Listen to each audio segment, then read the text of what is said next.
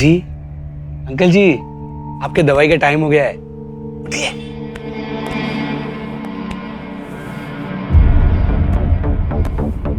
ओ uncle जी, कहाँ पर?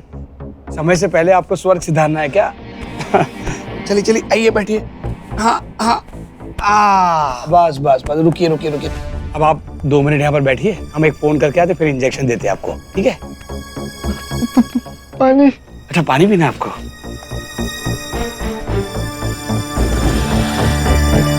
Uncle जी, पानी क्यों पीना है? बार बार हमको कष्ट देते हैं आपको टॉयलेट लेके जाने का। अच्छा लगता है ये? नहीं ना? आराम से यहाँ पर बैठिए, हम 2 मिनट में आते हैं फोन करके, बहुत अर्जेंट कॉल है।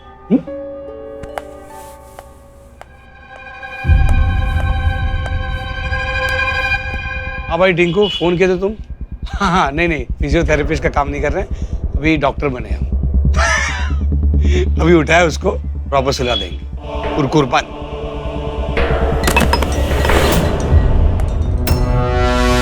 अरे फोन कर दे तुमको। अरे अंकल, अंकल जी, अंकल।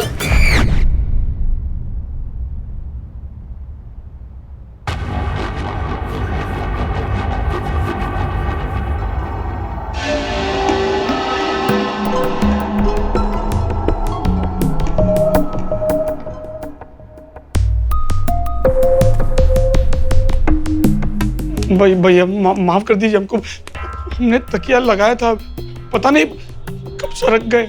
मेडिकल नेग्लिजेंसी समझते ही हो गए हैं। तुम बाबूजी की मौत की जिम्मेदार हो। अगर अभी केस किया तो कम से कम 2 साल के लिए अंदर जाएगा तू। देखिए भैया, हम डॉक्टर नहीं है, हमने झूठ बोला था आपसे। डॉक्टर नहीं मतलब? भैया वो हम अस्पताल में स्वीपर है, वहां पर कंपाउंडर, डॉक्टर, फिजियोथेरेपिस्ट, इनको देख देख कर काम सीख गए थे, तो ये लापरवाही करना यही सीखा है तुमने? भैया भैया हमको माफ कर दीजिए, हमको पुलिस के पछड़ों में नहीं फंसना है।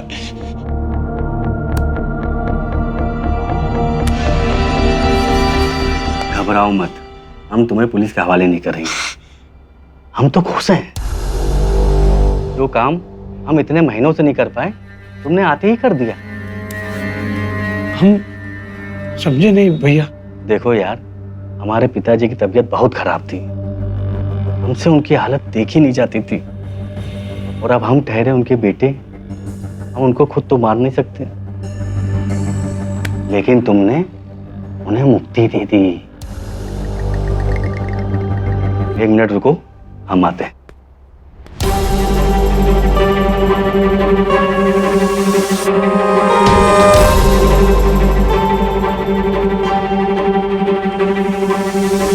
ये लो, ये 50,000 हैं पूरे। जो कुछ भी हुआ यहाँ पर भूल जाओ, जाके ऐश करो। पेशे से कबीर एक हॉस्पिटल में स्वीपर था, मगर वो फिजियोथेरेपिस्ट बनकर पैसे कमा रहा था। लेकिन किसी को धोखा देना और निर्दयता से किसी की हत्या कर देना, दोनों में बहुत फर्क होता है। 3 साल पहले कबीर की गैर जिम्मेदारी की वजह से एक बुजुर्ग कमल अवस्थी की मौत हो गई। कबीर की आपराधिक मानसिकता तब शुरू हुई जब कमल के बेटे ज्ञान ने कबीर के साथ मुजरिम की तरह नहीं, बल्कि एक मददगार की तरह बर्ताव किया। वहीं से कबीर की जिंदगी की हकीकत बदलनी शुरू हो गई। कैसे लखनऊ के हॉस्पिटल का एक कर्मचारी एक संगीन मुजरिम बना। आइए मैं दिखाती हूं कबीर बिश्त के जुर्म की ये दास्तान।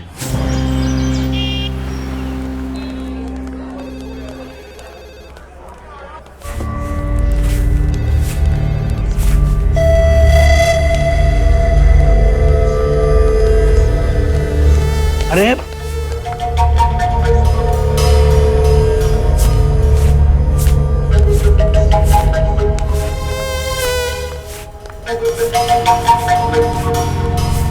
कबीर, जी मैडम जी, ऐसे पोछा लगाते हैं?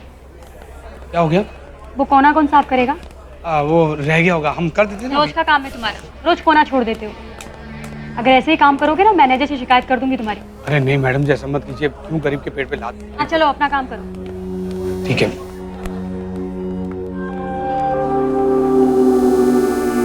अरे भैया जरा पैर ऊपर लेंगे? 3 महीने से ये हॉस्पिटल के चक्कर काट काट के मैं थक चुकी हूँ। लाखों रुपए खर्च हो गए तुम्हारे पापा पे, लेकिन तुम्हारे पापा हैं कि ठीक होने का नाम ही नहीं ले रहे हैं। रघु, मैं रोज रोज ऑफिस से छुट्टी नहीं ले सकती। तुम्हें क्या लगता है रोज रोज ऑफिस से छुट्टी लेना मुझे बहुत अच्छा लगता है? ओके फाइन, हॉस्पिटल है ये, यहाँ शोर मत करो। ऐसा करते कैंटीन बैठ के आराम से बात करते हैं। चलो।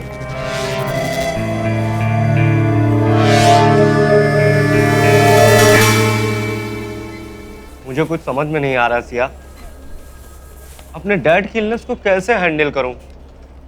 calm down, कोई ना कोई सोल्यूशन तो निकल ही आएगा। लेकिन कब सिया? मैंने अपनी सारी छुट्टियां यूज कर ली और फिर तुम्हारी छुट्टियां भी तो खत्म हो रही हैं। Yes I know.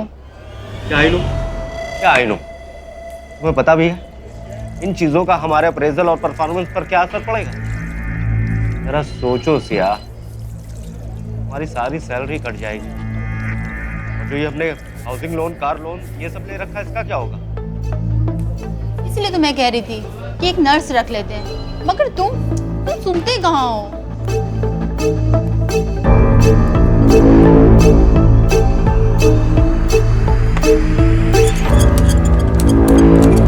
अरे अरे भैया, संभाल के जरा सा संभाल के चलो।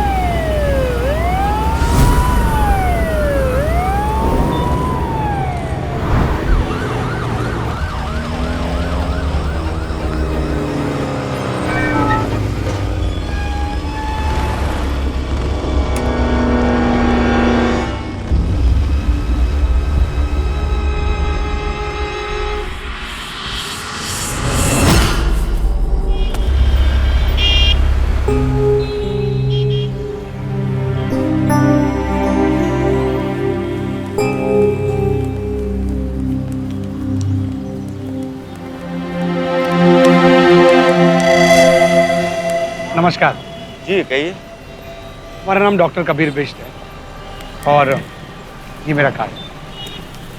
फिजियोथेरेपिस्ट? लेकिन मुझे तो फिजियोथेरेपिस्ट की जरूरत ही नहीं है। आपके पापा को। देखिए, आपको शायद कोई गलत फहमी हुई है। मेरे पापा को तो हार्ट प्रॉब्लम है। उनके हर प्रॉब्लम का और उनकी वजह से आपको और आपकी वाइफ को जो प्रॉब्लम्स हो रहे हैं उसका सलूशन है हमारे पास। फिर तो ठीक है डॉक्टर कबीर, हमें ये आइडिया आपका अच्छा लगा, हम तैयार हैं। क्यों रघु? तुम्हारा दिमाग तो नहीं खराब हो गया? वो मेरे पिता हैं। हाँ पता है कि वो तुम्हारे पिता हैं, अरे हमारे भी हैं। जरा सोचो रघु कि वो जिंदगी और मौत के बीच में जूझ रहे हैं।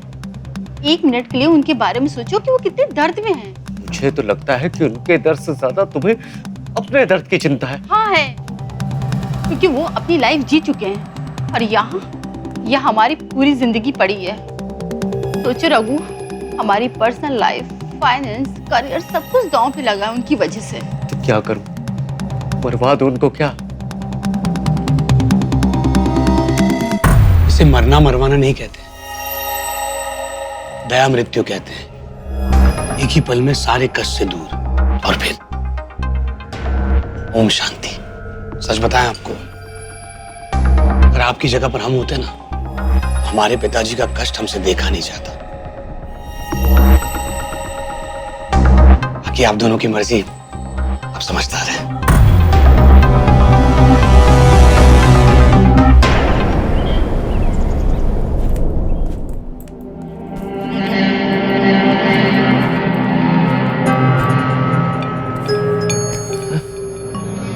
हेलो अंकल जी, कैसे हैं? हेलो, परेशानी है? हम आपके नए डॉक्टर हैं। आज के बाद आपकी सारी दवाइयाँ, सारी गोलियां सब बंद। सच में बेटा? हम आपको एक इंजेक्शन देंगे और अपना इलाज अपने हाथ। अपना इलाज अपने हाथ। जी, फिर देखिए आपकी आत्मा कैसे उड़ती है। अच्छा, अंकल जी, हल्का सा दर्द होगा, पिन जितना। फिर देखिए कैसे स्वर्ग की सैर करते हैं आप। अच्छा।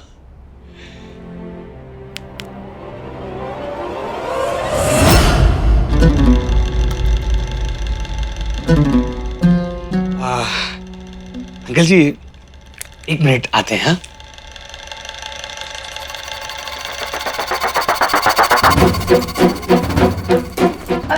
डॉक्टर साहब, सुनिए डॉक्टर साहब, क्या हुआ? सुनिए तो प्लीज। ये कमरे में सीसीटीवी कैमरा क्या कर रहा है?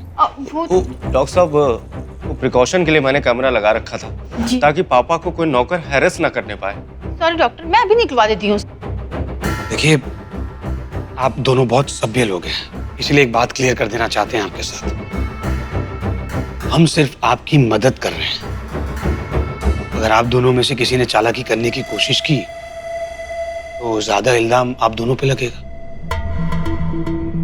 क्योंकि ये तो वही बात हो गई ना कि आप हमें अपने पापा को मरवाने की सुपारी दे रहे हैं।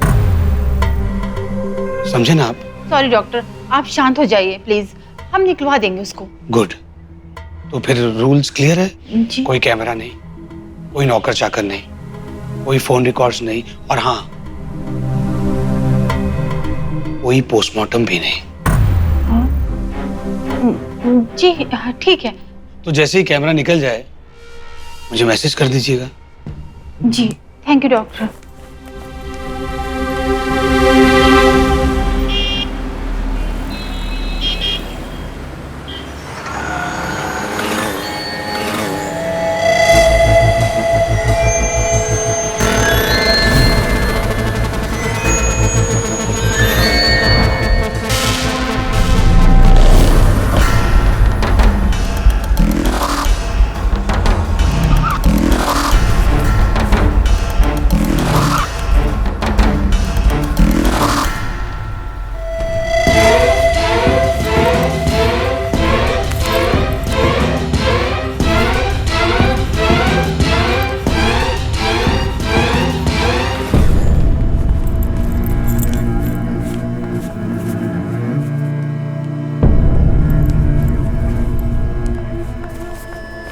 पापा, आप कितनी चिंता करते हो?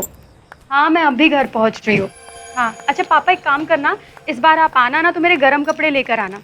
हाँ, यहाँ पे ठंड ज़्यादा बढ़ गई है। ठीक है पापा। हाँ हाँ बाबा, मैं पूरा ख्याल रखती हूँ अपना। अच्छा ठीक है पापा, अब मैं आपसे बाद में बात करती हूँ। हाँ, ओके बाय।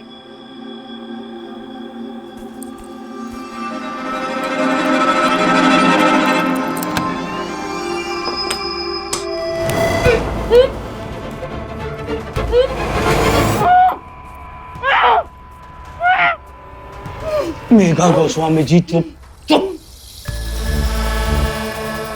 वरना आपकी गर्दन काट देंगे, दोनों हाथ काट देंगे और पैर काट देंगे। गर्दन काटने के बाद हाथ पैर काटने की जरूरत क्या है?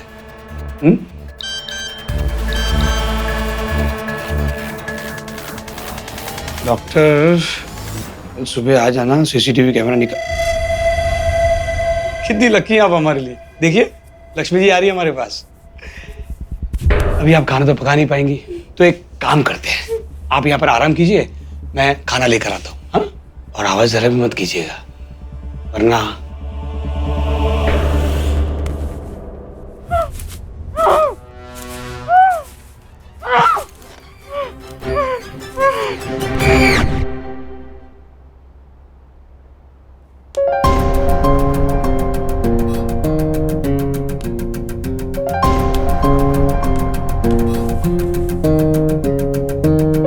डॉक्टर साहब, मैं ठीक तो हो जाऊंगा ना? अरे बिल्कुल अंकल जी, बस आप इतना समझिए कि आपका पुनर्जन्म होने वाला है।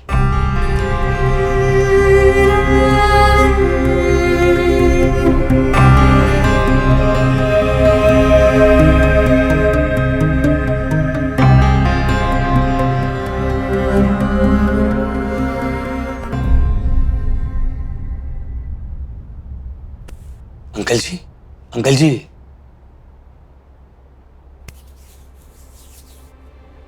कबीर अब एक पेशेवर मुजरिम हो चुका था।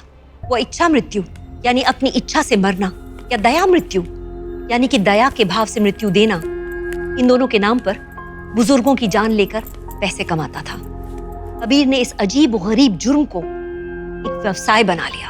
उसने इस काम को इतनी चालाकी से किया कि कानूनी तौर पर वो इस जुर्म का अकेला गुनहगार नहीं था और कुछ समय तक यही बात उसे बचाती रही। लेकिन कहते हैं ना कि जुर्म की पूंछ को कितना भी छुपा लो, कानून के लंबे हाथों में कभी ना कभी तो फंसती ही है। आप सोच रहे होंगे कि कबीर ने मेघना को क्यों कैद में रखा है। नहीं, ऐसा तो नहीं कि मेघना ही वो कमजोर कड़ी है जो कबीर को पकड़वाएगी। चलिए देखते हैं।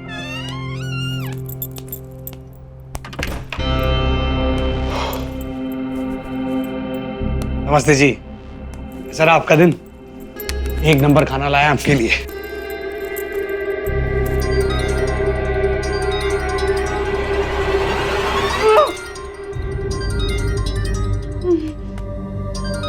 नहीं।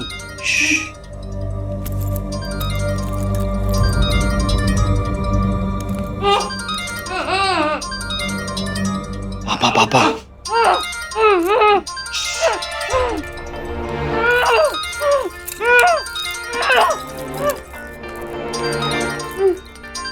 देखिए मेघना जी, एकदम ऐसे तरीके से बात कीजिएगा कि उनको बिल्कुल भी शक ना हो कि हम और आप साथ में। अगर शक हो गया तो फिर आपके मुंह का ये खोल लें।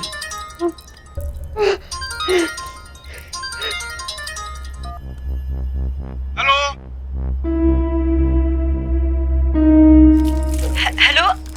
हाँ पापा। मेघना बेटी कैसी हो? सब ठीक है। वो सुबह से तुम्हारा फोन नहीं आया था तो मैं थोड़ा परेशान हो गया था। पापा वो मैं बिजी थी इसलिए फ़ोन नहीं उठा पाई।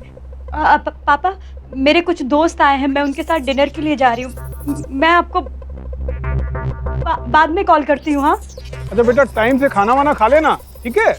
ओके, रखता हूँ। कबीर, तुमने मुझे मेरे ही घर में क्यों किडनैप करके रखा है? प्लीज मुझे छोड़ दो। बताएंगे बताएंगे, आपको सब बताएंगे और छोड़ भी देंगे। प्लीज। आवाज नहीं है, नहीं तो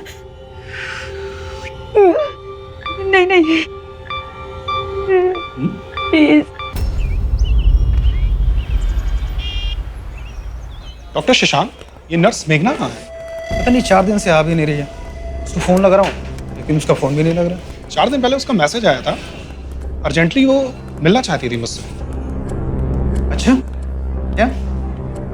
हाँ, मेडिसिन स्टॉक रूम की इन्वेंट्री से कुछ इंजेक्शन मिसिंग है। शायद उसे पता था ये किसने किया है, इसी बारे में मिलकर वो मुझसे कुछ बताना चाहती थी।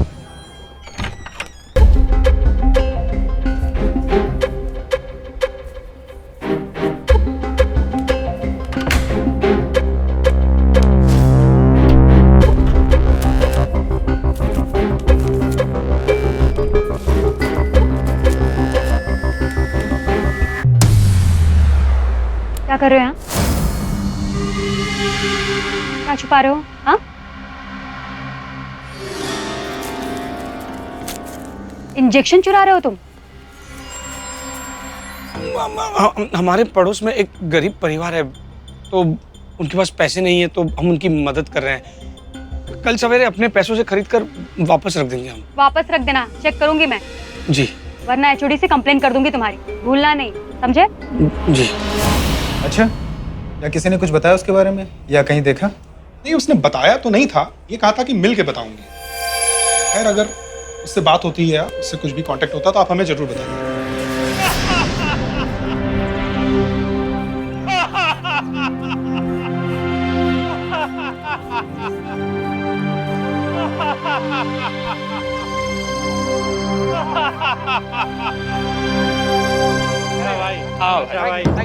चला ठीक, ओके। आओ।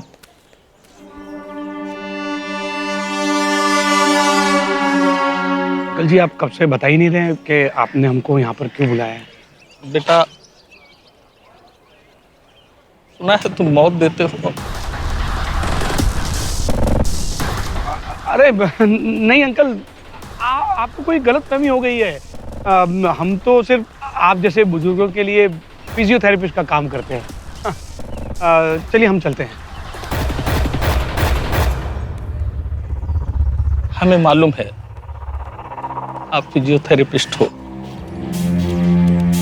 आप डॉक्टर भी हो, आप कंपाउंडर भी हो,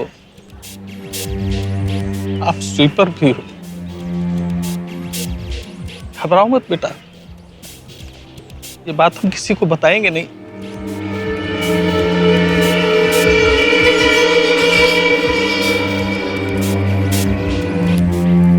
ये बेटा चेक है 1 लाख का।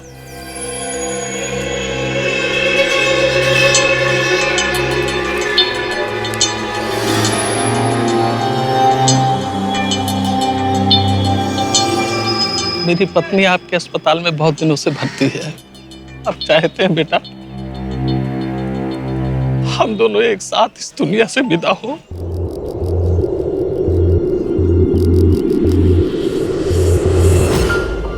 कबीर और उसके जुर्म करने का तरीका दोनों मशहूर हो चुके थे। एक उम्र के लोगों को अगर मरना मारना होता तो लोग कबीर से संपर्क करते थे। कहते हैं जब नाश इंसान पर छाता है पहले विवेक मर जाता है। पर कबीर तो माहिर खिलाड़ी था। या किसी जुर्म के अंजाम देने में उससे कोई गलती हुई थी?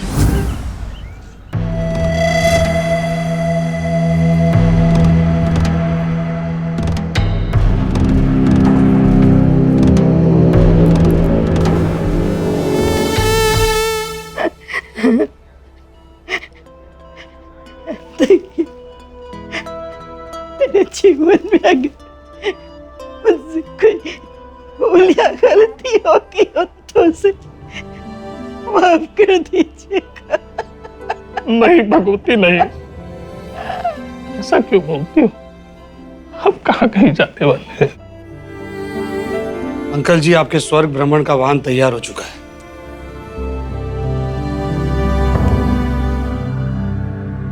देखो बेटा, मेरा दिमाग खराब हो गया था, पता नहीं क्या सोच बैठा मैं। हमें नहीं मरना, आप हमारे पैसे वापस कर दो। अरे पैसे अंकल जी देखिए, आप खामा खा डर रहे हैं। हाँ, कुछ नहीं होगा आपको, समझे आप? और अंकल जी ये मौत नहीं है, मुक्ति है। आंटी जी की हालत देखिए, कितना दर्द हो रहा उन्हें, और उम्र के साथ ये दर्द बढ़ता जाएगा। और ये देखिए, ये आपके हाथ कैसे कांप रहे हैं। उम्र के साथ साथ ये हाथ और कांपेंगे, इतने कांपेंगे कि पानी का गिलास तक नहीं पकड़ पाएंगे आप। क्या फायदा जिंदा लाश बन के जीने का। और जरा सोचिए आंटी जी, सोचिए, अगर आप दोनों में से कोई एक पहले स्वर्ग सिधार गया, मैं तो बोल भी नहीं पा रहा हूं। अंकल जी किस से दया की भीख मांगेंगे आप? यही तो मैं भी कह रही हूँ। अब जीवन में कुछ नहीं बचा है। अगर मर जाऊंगी ना तो ऊपर जाकर अपने बेटे से मिल पाऊंगी। इसीलिए तो हम दोनों ने साथ में मरने का फैसला लिया था ना। पता नहीं अचानक से ही नहीं कौन से मोह ने बांध लिया है। मोह नहीं भगवती, मोह नहीं, भगवान पर छोड़ देते हैं। जब वो बुलाएगा तो नहीं चले जाएंगे। बुला रहा हूं मैं, आ जाइए मेरे पास। सब मोह माया बंधन सब छोड़कर। तुम जाओ यहाँ से। हाँ हाँ हाँ, ठीक है, जाता हूं मैं। हाँ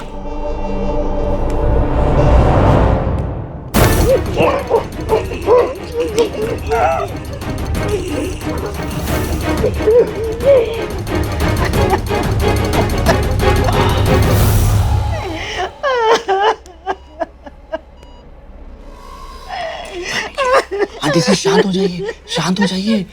अरे अंकल जी स्वर्ग के भ्रमण के लिए गए, आपके बेटे से मिलने के लिए गए। देखिए आपको भी जाना है बेटे से मिलने।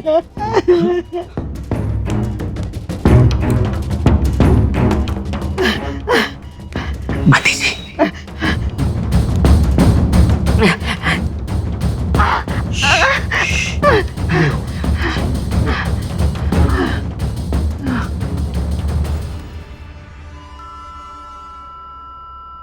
कैसे कैसे पैसे दे दूं वापस?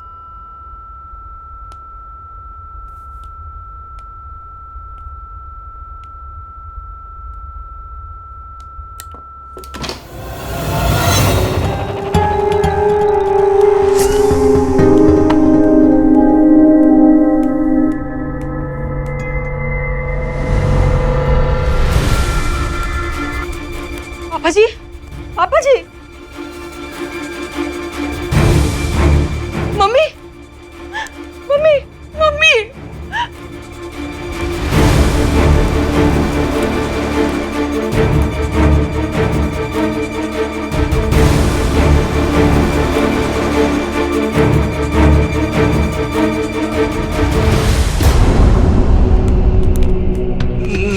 देखिए प्लीज आप किसी को फोन मत लगाइएगा, और देखिए आप मुझे जानते भी नहीं है।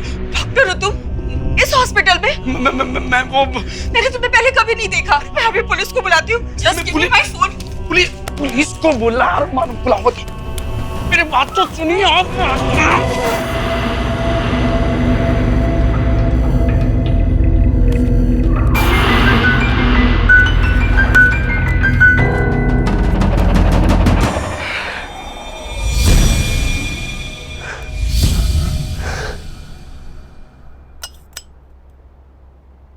लजीज,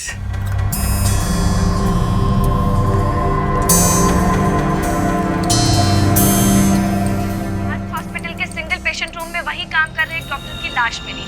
हॉस्पिटल के पीआर का कहना है कि डॉक्टर कमरे में अपने बूढ़े सास ससुर से मिलने गई थी जो उस हॉस्पिटल में एडमिट थे। वे बहुत बीमार चल रहे थे, उन्हें भी वहां मृत पाया गया। क्या देख रही हैं आप ये सब? चलिए खाना खाते, आवाज मत करिएगा। ये सब जो न्यूज में आ रहा तुम कर रहे हो ना, मैंने देखा है तुम्हारी आंखों में तुम्हारी दरिंदगी। क्यों कर रहे हो ये सब तुम? क्यों कर रहे हो ये सब? हम कहाँ कुछ कर रहे हैं, भाग्य करवा रहा है हमसे ये सब। अरे हम तो कुछ एक्स्ट्रा पैसों के लिए सिर्फ फर्जी काम किया करते थे, लेकिन मिस्टर अवस्थी ने हमारी किस्मत बदल डाली। ये लो, ये 50,000 हैं पूरे। जो कुछ भी हुआ यहाँ पर भूल जाओ, जाके ऐश करो। भगवान कहते हैं लोग हमें, बालिके हम लोगों को जीवन से मुक्ति दिलाते हैं। जाने दीजिए, आप नहीं समझेगी। तुम माइथो सीरियल नहीं देखती ना? तो मुझे भी मुक्ति दे दो ना, दे दो ना मुझे मुक्ति। हाँ, आपको भी मुक्ति देंगे। इतनी जल्दी क्या है? ठंड रखिए, एक के बाद एक मर्डर करना मजा नहीं आता, तो थोड़ा उसको एंजॉय करते हैं हम। जी आप खाना खाइए। ये है आलू की सब्जी। मुंह खोलिए, नहीं तो चक्कू घुसेड़ेंगे अंदर। हाँ। सर जय हिंद। जय हिंद। सर, हॉस्पिटल में जो मिस्टर एंड मिसेस दास और उनकी डॉक्टर बहू की बॉडी मिली थी, ये है उसकी पोस्टमार्टम रिपोर्ट। तीनों का मर्डर हुआ था? जी सर, मिस्टर एंड मिसेस दास की मौत लीथल इंजेक्शन से, जबकि इनकी बहू की मौत सफोकेशन से हुई थी। बहुत शॉकिंग है ये। इंजेक्शन जरूर कोई स्किल्ड डॉक्टर ही दे सकता है। जी सर, मामला बड़ा डीप लगता है। तुम केस बनाओ, फिर देखते हैं क्या हो सकता है। सर। सर क्या हो गया कबीर, तुम नौकरी छोड़ रहे हो? देखिए, हम इतने पढ़े लिखे हैं तो जिंदगी भर झाड़ू तो नहीं मार सकते ना। सोच रहे हैं अपना छोटा मोटा सा बिजनेस शुरू कर लें। वो तो ठीक है, तुम्हारे बाबूजी बहुत ईमानदार आदमी थे, इसी वजह से मैंने ये नौकरी तुमको दिलाई थी। तुम्हारी 25 शिकायत आने के बाद भी एक भी मैंने फॉरवर्ड नहीं करी। अब आगे तुम सोच लो। यही तो आपका बड़प्पन है चाचा जी, और आपका ये एहसान हम जिंदगी भर नहीं भूलेंगे।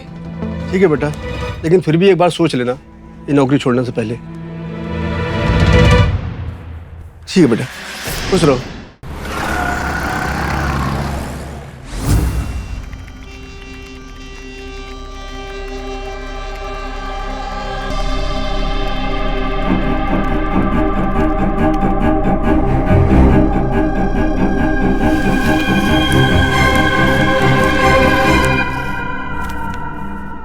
अरे वाह मेघना जी, आपका ये कंप्यूटर और प्रिंटर तो हमारे बहुत काम में आया। धन्यवाद।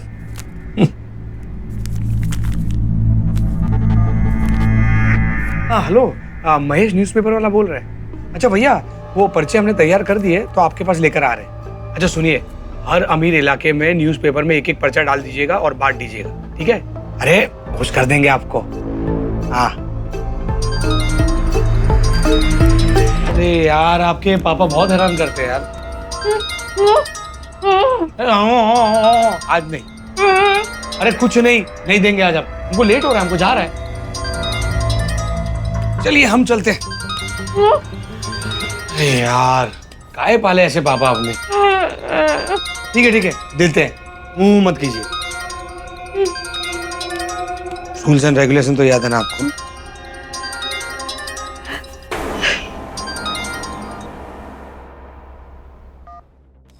हेलो पापा। कैसी हो मेघना बेटा? हाँ पापा, मैं ठीक हूँ। अभी हॉस्पिटल में हो या घर आ गई? नहीं पापा, वो हॉस्पिटल से छुट्टी ली थी ना, दोस्तों के साथ पार्क जाना था। आज मौसम काफ़ी अच्छा था ना, पीली पीली धूप निकली थी। और आपको पता है ना मुझे पीली पीली धूप कितनी पसंद है। अच्छा पापा, मैं आपको बाद में कॉल करती हूँ। Tata, bye bye. क्या? Tata bye bye? वाह क्या बात है, काफी अच्छा झूठ बोल लेती है आप। चलिए हम चलते हैं, अपना काम पूरा करके आते हैं, ठीक है? Tata bye bye.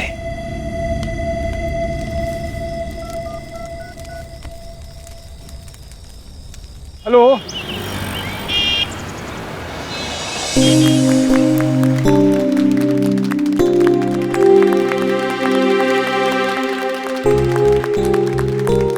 Mister Kabir, हमारी क्लब से जुड़ने वाले यंगेस्ट मेंबर हैं।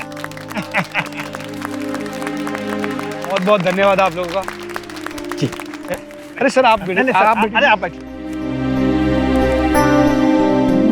जैसा कि आप लोगों को पहले ही बताया जा चुका है, मिस्टर कबीर हमारे क्लब में फिजियोथेरेपी की फ्री में क्लासेस देंगे। और जो लोग पर्सनल क्लासेस चाहते हैं उनसे ये नॉमिनल रेट की फीस लेंगे। मिस्टर कबीर, आपका लखनऊ ओल्ड एज क्लब में स्वागत है। ये बहुत यंगेस्ट हैं जो हमारे क्लब में जुड़े हैं और हमें इनसे बहुत कुछ सीखने को मिलेगा।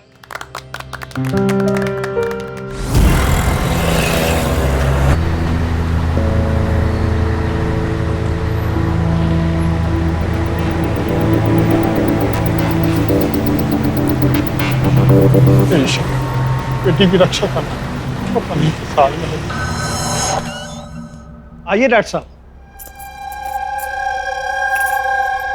देखिए डॉक्टर साहब, मैंने आपको आज अपने ग्रुप के हर मेंबर से मिलवा दिया। अब आपको जितना कमाना हो कमाएं, लेकिन एक बात याद रखिएगा, आपको हमारा सेशन फ्री करना होगा, वो भी पर्सनल। हाँ अंकल जी, इसमें कहने की कोई बात नहीं है, हो जाए।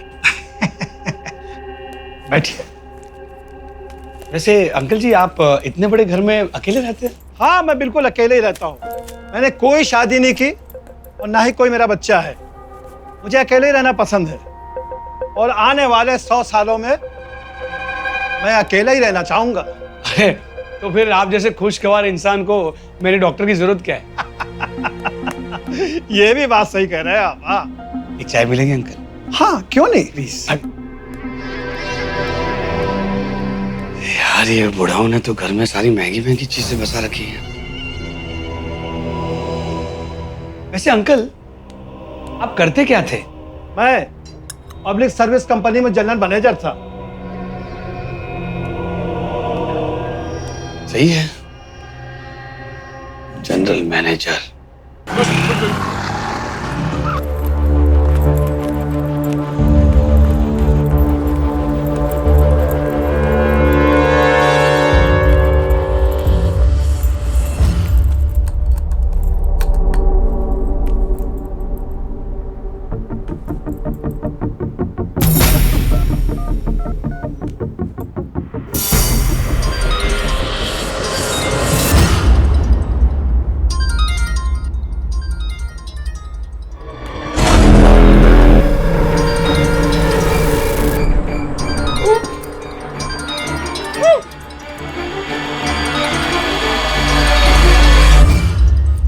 मेघना, मेघना,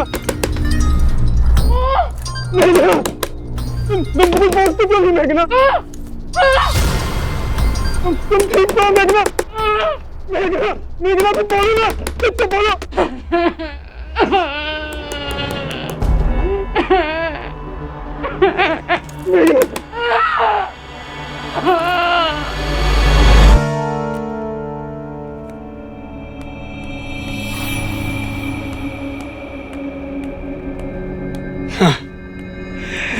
अरे वाह अंकल जी, बहुत बहुत धन्यवाद।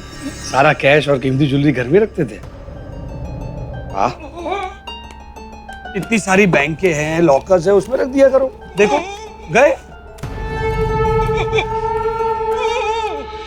अंकल जी एक काम करूं, पूरा घर एक बार डबल चेक कर लेता हूं, कहीं कोई कीमती सामान छूट ना जाए। खामखा आपको बुरा लगेगा। अरे मत कीजिए, नाक बांध दूंगा, खेल खत्म, समझे? आराम से।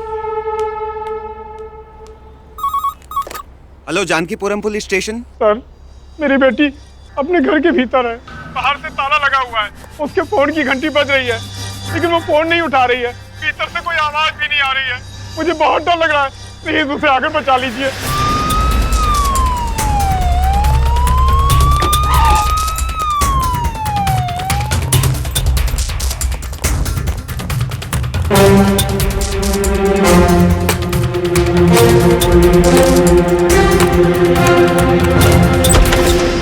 देख लो मेरी बच्ची, तो ठीक तो है? किसने किया ये तुम्हारा हाल?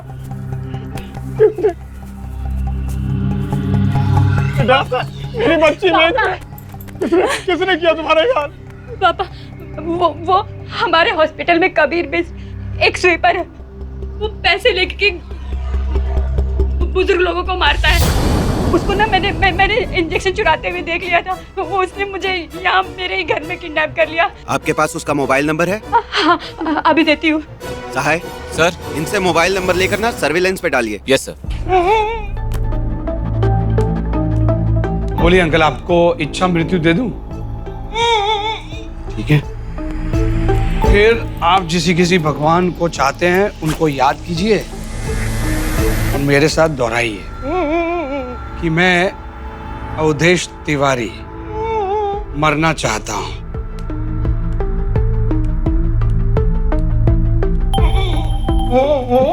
हाँ, और मैं आपको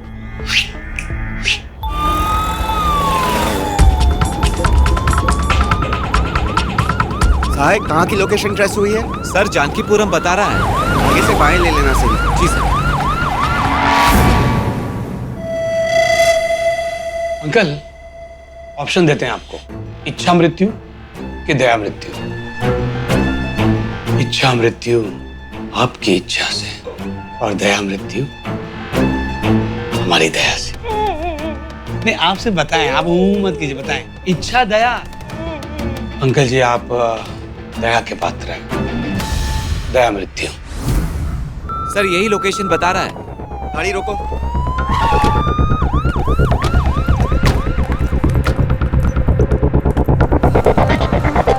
रुको। सर, ऐसे गए तो वो अलर्ट हो जाएगा और सामने वाली जान को खतरा भी हो जाएगा। कुछ ना कुछ तो सोचना पड़ेगा। अंकल, आज मंगलवार है। हाँ, मंगलवार को मैं पाप नहीं करता, पर पापी पेट का सवाल है, करना तो पड़ेगा ही।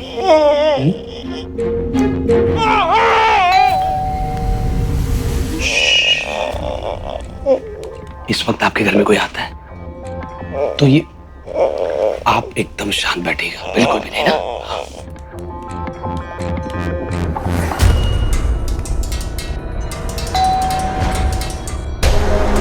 अंकल, आपने तो शादी की नहीं, फिर ये बच्चा पड़ोसन का होगा।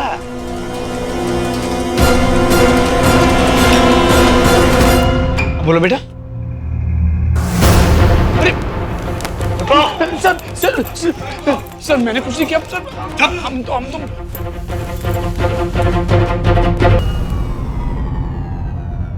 लेके जाओ इसे। सर हमारी बात तो सुनिए सर, हम तो बस ऐसे ही आए थे। आप बहुत सही टाइम पे आ गए, नहीं तो ये हमें बाहर डालता। हे भगवान, उसने हमें बचा लिया।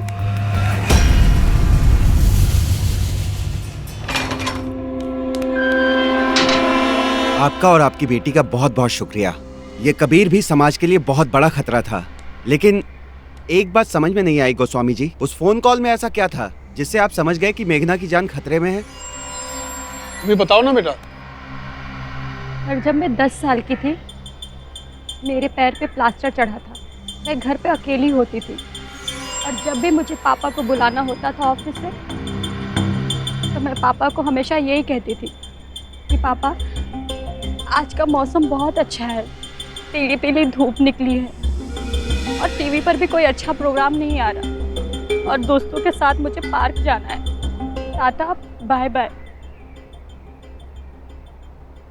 और इतना सुनते ही मैं सारा काम छोड़कर ऑफिस से घर चलाता था। ठीक वैसे ही जैसे आज अयोध्या से लखनऊ आ गए। कबीर ने सोचा था कि वो बखूबी अपने काम को अंजाम दे रहा है और वो कभी नहीं पकड़ा जाएगा। लेकिन जैसे एक झूठ को छिपाने के लिए 100 झूठ बोलने पड़ते हैं, वैसे ही कबीर को एक जुर्म छुपाने के लिए कई जुर्म करने पड़े। कई बार हमें लगता है कि शायद पैसा कमाने का कोई शॉर्टकट या जुगाड़ू रास्ता हम अपना लें, पर ऐसे रास्ते अक्सर जेल की 4 दीवारों में ही जाकर खत्म होते हैं। भले ही वो वक्त ले, बेहतर है कि हम मेहनत और ईमानदारी का रास्ता इख्तियार करें, क्योंकि हम चाहते हैं एक साहसी, सतर्क और सावधान इंडिया।